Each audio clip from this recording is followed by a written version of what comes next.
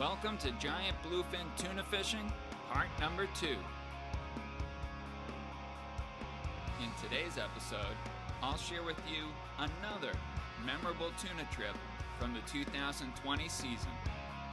On this day, I was fishing with a group of members for myfishingcapecod.com with Captain Cullen of Cape Star Charters.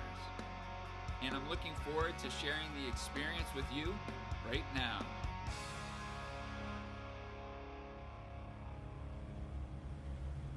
Cape Cod is known for dense fog, and the morning of August 9th was calm and foggy as we made our way to the mackerel grounds east of Cape Cod.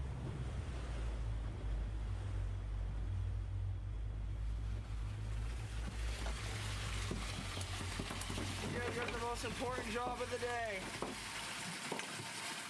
Fill that well up. During the mid-1800s, mackerel fishing was an important source of income for people living on Cape Cod. According to local records, upwards of 13 million gallons of mackerel could be brought to market in just one season. Here's what a school of mackerel looks like when viewed on sonar. At times, mackerel will feed along the surface, but during this trip, the schools were staying right along the bottom. The mackerel were biting well, and within 30 minutes, we had enough bait to go tuna fishing.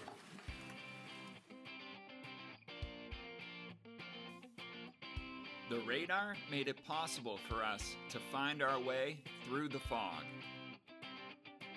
And within an hour, we had arrived at a spot where tuna are known to gather. I'm not seeing it yet.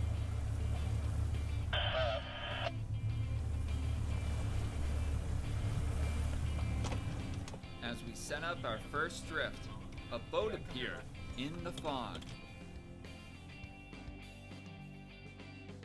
The crew was hooked up to a tuna, so we made sure to give them plenty of space.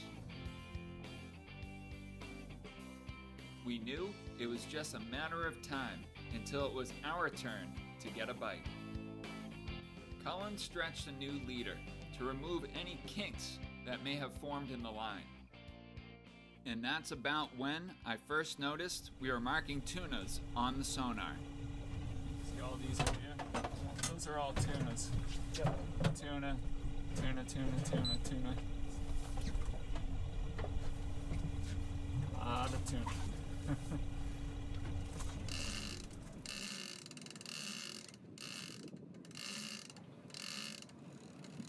Anticipation was at an all-time high as we put the first bait of the day into the water. All we could do now was wait for the bite.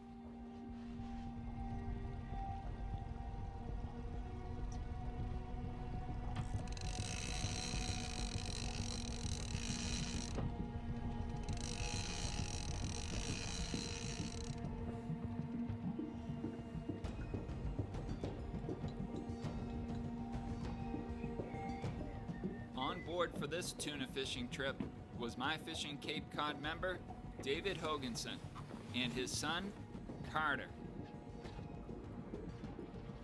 Also joining us on board was MFCC member John Conroy.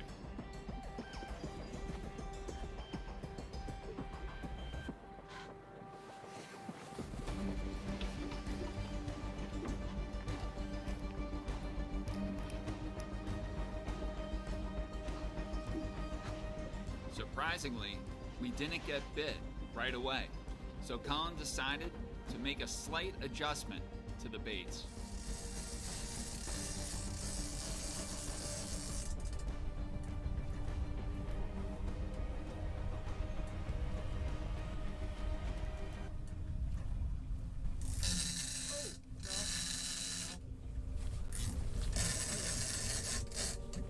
Oh yeah.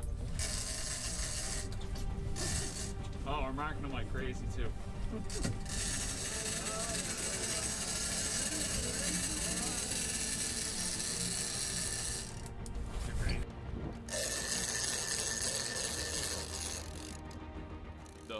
was now firmly set in the bluefin tuna's jaw.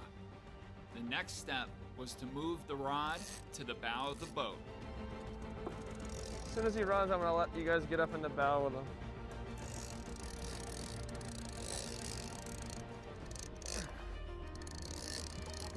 Guys, come here.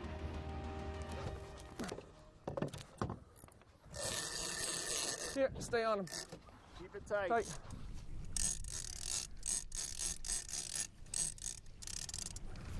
This might be a little guy. Reel. If you want a break, just say the word. Somebody else will hop on. I got him here good. Now, Don, we're on.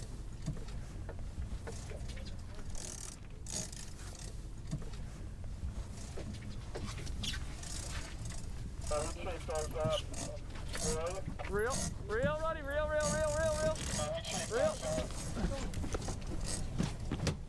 Let me catch those. Want me to do that? Reel. Yep. Reel. Reel as fast as you can. As Carter fought the tuna, I tried using the net to grab the sinkers before they fell into the ocean.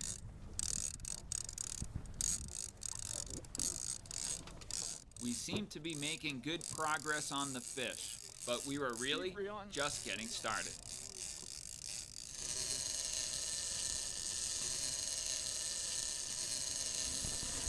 Wow. There we go.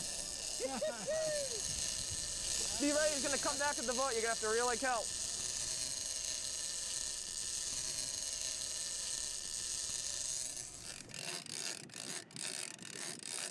When fighting a big fish, it's critical that your drag be set tight enough to maintain steady pressure, but loose enough to allow line to peel from the reel if the fish runs.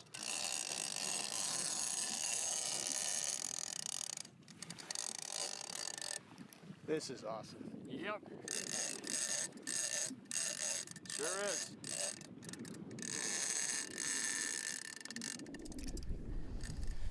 Just if that line comes at the boat, you gotta talk to me. I just can't see through you guys, you know what I mean? Reel.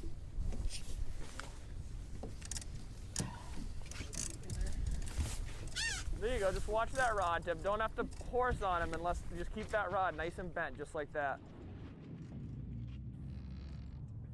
Let that rod swivel right where it wants to. Don't ever hold the rod off from swiveling.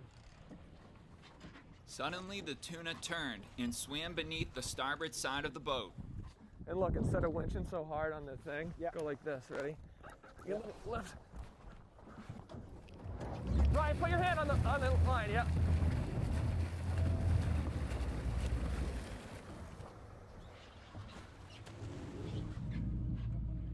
Shifting into reverse had potentially saved the line from being cut on the boat or engine. You look like you've done this before, bud. Must be those 100 hours of wicked tuna you watch. That's right, it's paying off. There you go, bud. Got another,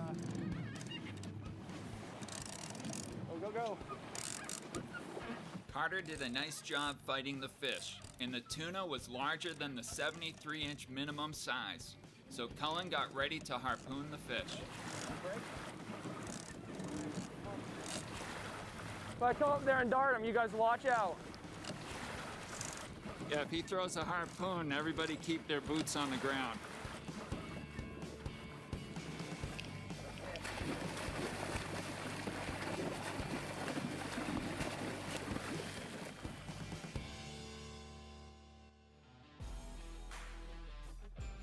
Have you seen the sticker price of a new pickup truck these days? $50,000 on average for an average equipped pickup truck. Well, wouldn't you rather pay half of that on a 3-year-old truck with a warranty? You owe it to yourself to check out our inventory of over 40 pickup trucks. Truck Kings of the Cape. Come check out our inventory.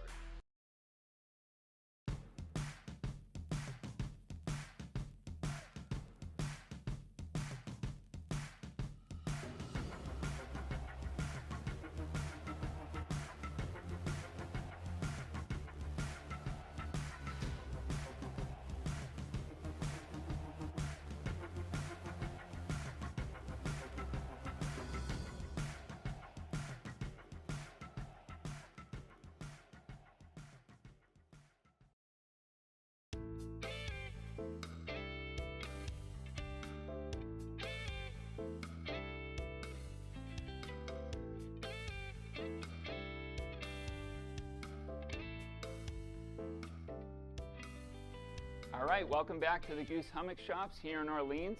Today I'm joined by Goose Hummock co-owner Phil Howarth. Phil, thanks for being part of today's show. Thank you very much. So in front of us here we have some rods that you recommend for giant bluefin tuna fishing. Yep. Could you take us through what we have here? Sure. Very quickly, you got two kind of options really for giant bluefin. You're either going to fish what's called an 80 class reel or a 130 class reel. 130 being bigger line capacity, bigger, stronger line, bigger rate of return. And it relies on two different rods. When you fight with a 130, you're very much fighting what we call out of the rail or out of the gunnel. So the rod is sitting in a rod holder. And for that, you tend to use one of these, which is a really long rod. This one's 8.5. Sits in the gunnel and you fight the fish from there. And what we also have is a smaller one, which we fish with an 80. This is called the Ralph. It's slightly shorter, it's 7.2, 7.3. Designed it for one of my customers, spookily enough, called Ralph, he runs a 30-foot center console, and he wanted a slightly longer rod that he could actually fish his 80s out of, but still be able to put it in his belt so he could actually fight stand-up. So that's why we designed that. The big thing about these rods is they have a little bit of a soft tip, okay? You can see I'm not putting a massive amount on that, but then it comes into a really strong spine. Also, the thing that's critical on these big rods with bait fishing, you're often bringing the swivel into the rod. So you're winding up your leader and the swivel's going to come down here. And when the tuna pulls away, which it might do, that has the possibility of getting stuck on a smaller guide. At that stage, you're putting so much pressure on your gear, you're going to lose it. I lost the fish of a lifetime 4 years ago, 8 hours and 3 minutes into a fight, and it's because the swivel came down, it got stuck slightly. So I moved to these guides. These guides are made locally. They're called the inertia guide. And what's really cool, which we can do a close-up later if you want, is they're a really wide guide. So the swivel's going to be able to come in and the crimp's going to come in and out. And also the feet on these are independent to the guide. So they actually flex with the rod much easier. And the benefit of that is your rod bends in a much truer action versus some of the stiffer guides that actually can hear the epoxy cracking as you do it. That's what we use. I love them. They're made locally for us, which is great, and they're very, very popular. Very good. So if you're looking to get outfitted for bluefin tuna fishing in 2021, you can come down here, talk to Phil or anybody else here at the Goose Hummock.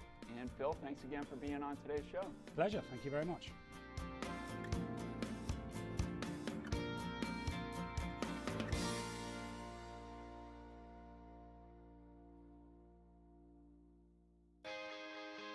Welcome back to My Fishing Cape Cod TV. Right now we're hooked up with the bluefin tuna and we're getting ready for the harpoon.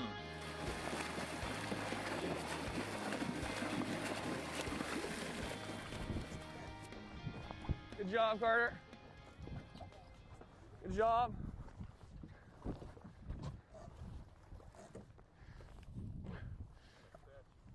All right, grab that gaff. It's over there on the other side. Watch, keep your feet down, keep your feet down, keep your feet down.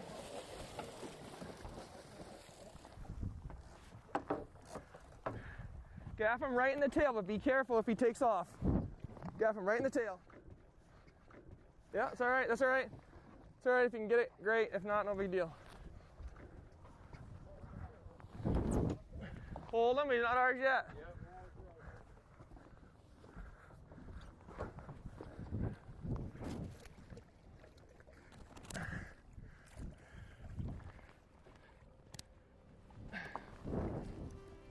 He's ours. You got him? Oh, wait. Good. Yep, slack off on that little right. You got it?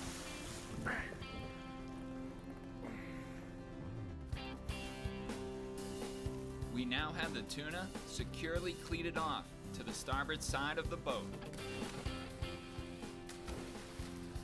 The next step was to run a swim hook through the mouth of the tuna. We swam the fish for a period of time, which allowed the tuna to cleanse its body of lactic acid. The fish was bled out and eventually hauled aboard.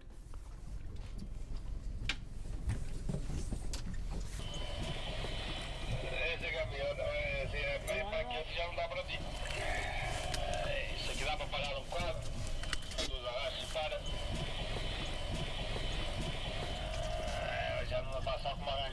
ice, buddy.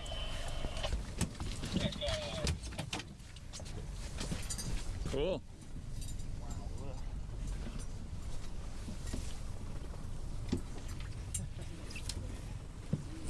He's not skinny. That's 0. Middle of the tail. Yeah.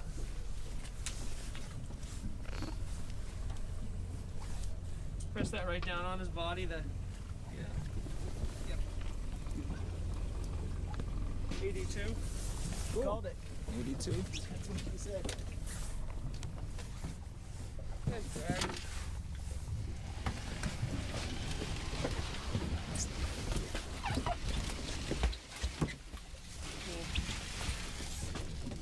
Here, Carter, why don't you get right up by the tail here?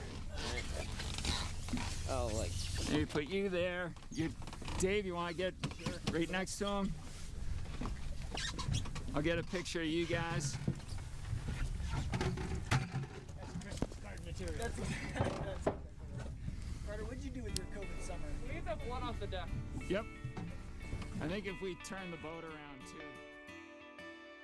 It had already been an amazing trip, but we still had a lot of work left to do.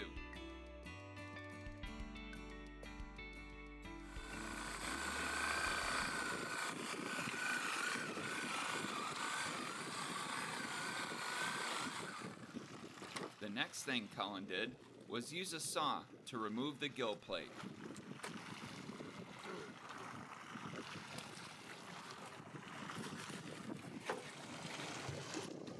A very sharp knife was then used to cut through the gill arch and the gill rakers.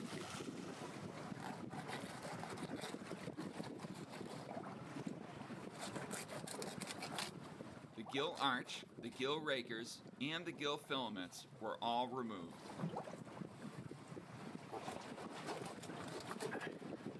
Removing the gills in this fashion would give us access to the body cavity of the tuna.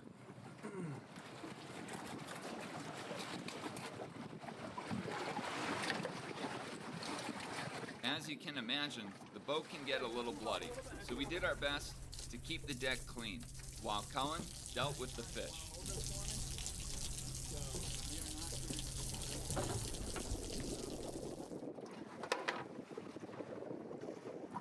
The intestines are then cut free from the tuna. This will make it easier to remove the guts from the fish.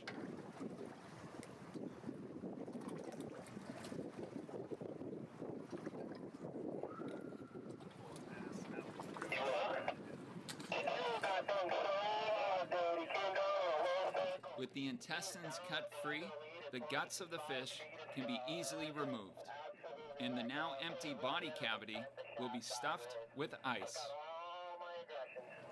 There you go. Are you marking them? I'm still swimming this one. I'm just getting back into the As one of the few warm-blooded or endothermic fish, bluefin tuna retain the heat they produce as they swim.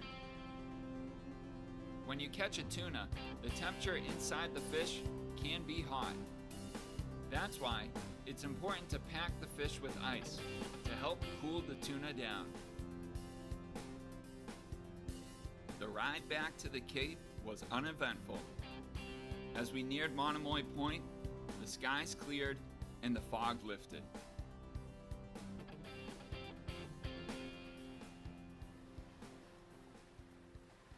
Monomoy Island has been set aside as conservation land. The island is important habitat for many different animals, including a variety of seabirds.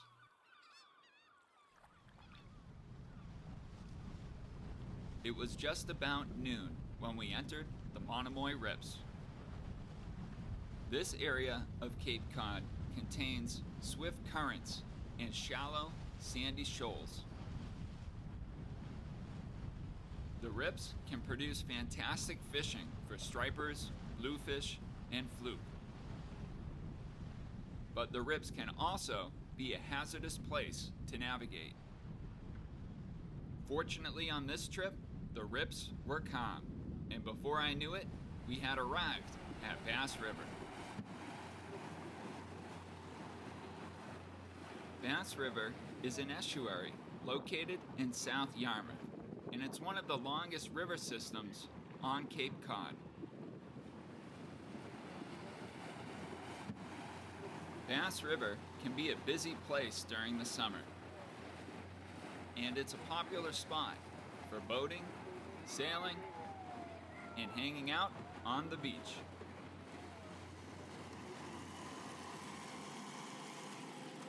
Eventually, we made it to the dock where we would offload the tuna.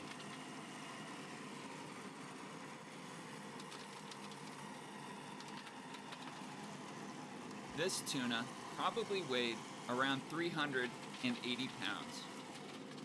Prices for tuna can vary greatly. This fish would probably sell for around $1,800. It had been another amazing day of tuna fishing off Cape Cod.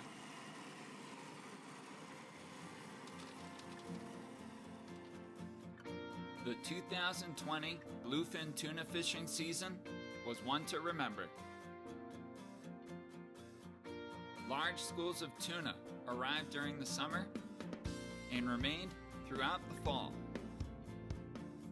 The bluefin tuna is a highly migratory fish, and we can only hope that big schools of bluefin tuna will once again return to Cape Cod's waters during the 2021 season.